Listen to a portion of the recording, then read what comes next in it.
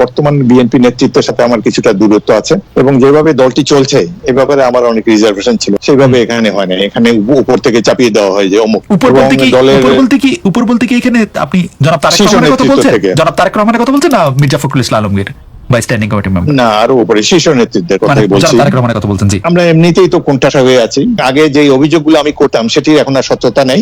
এখন BNP is on track এবং আমরা আশা করি যে আগামী দিনে বিএনপি একটা ট্র্যাডিশনাল গণতান্ত্রিক রাজনৈতিক দল হিসেবে গড়ে উঠবে। আমার লুকো ছাপার কোনো কিছু নেই। আমি ওই প্রেস কনফারেন্সে বলেছি যে my life is open book, খোলা কিতাব। এখানে লজ্জিত হতে হবে এমন কোনো কাজ করি নাই। এখন আমি খোলাখুলি বলতে চাই, আমি দলে আনকমফোর্টেবল ছিলাম এবং মাঝে মাঝে এই যে আমাকে শোকজ করা হয়েছে, আমি তার জবাব দিয়েছি, আমি নেতৃত্বের সমালোচনা করেছি যে রাজনৈতিক দলে এভাবে চলা উচিত না।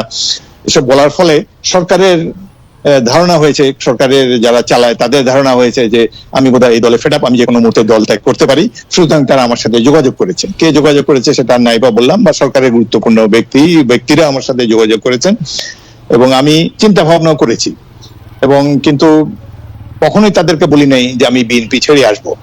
এবং এইরকম একটা সময় তারা আমাকে যথেষ্ট চাপ প্রয়োগ করেছেন, অনেক অনুরোধ করেছেন যে আমি হয়তো যে নতুন ইলেকশনের সময় যে কিংস পার্টি গুলা গজায় তার একটাতে আমি যোগদান করি এবং সেই দলের নেতৃত্ব দেই, এই দলের চেয়ারম্যান হই। তো আমি কখনোই তাদেরকে ক্লিয়ার কাট বলি নাই যে আমি এখানে যাব, কারণ 32 বছর ধরে বিএনপি করি, এই দলটা ছাড়া আমার জন্য খুবই ডিফিকাল্ট। 11টা অভিযোগ আমার বিরুদ্ধে ছিল, আমি সংস্থারপন্থী, আমি কর্মীদের লুকাফটা করি না, শীর্ষ নেতৃবৃন্দের সমালোচনা করি, এই ধরনের 11টা। সেটা আমি আমার বাসায় একটা সাংবাদিক সম্মেলন করে আমার পজিশন ক্লিয়ার করেছি, লিখিতভাবে জবাব দিয়েছি এবং আমার মনে হয় বর্তমানে আমাদের শীর্ষ নেতৃত্ব মোটামুটি তারা স্যাটিসফাইড। তবে এটা আমার জন্য একটা ব্যাড টেস্ট সৃষ্টি করেছে এবং আমি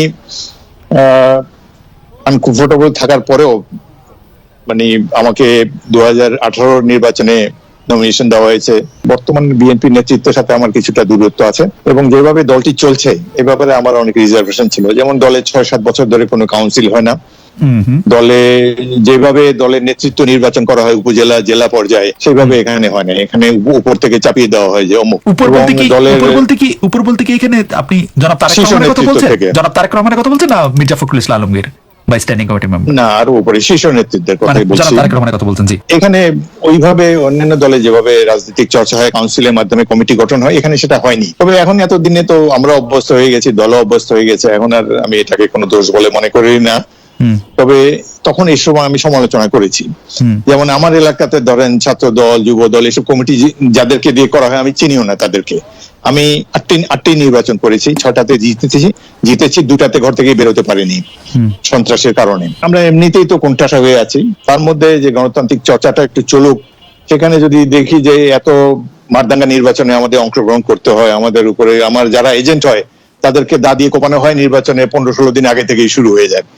এই ধরনের সিচুয়েশনে আমার যাদেরকে নিয়ে এগুলো প্রতিরোধ করবো, ছাত্র দল, যুব দল, তারাই যদি অচেনা লোকেরা যাদেরকে আমি চিনি না, যারা নির্বাচনে কোনোদিন আমার হয়ে কাজ করেনি, তাদেরকে নিয়ে আমার পথ চলতে একটু অসুবিধা হচ্ছে। এসব কারণে আমি অনেকবার প্রতিবাদ করেছি।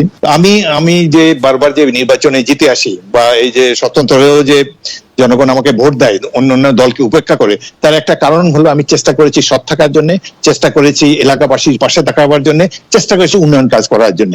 এবং আমি এখন বলি যে এইগুলো আমার এই যে যখন শোকজ করেছে আমার, তারপরে এই আমার প্রতিক্রিয়া ছিল।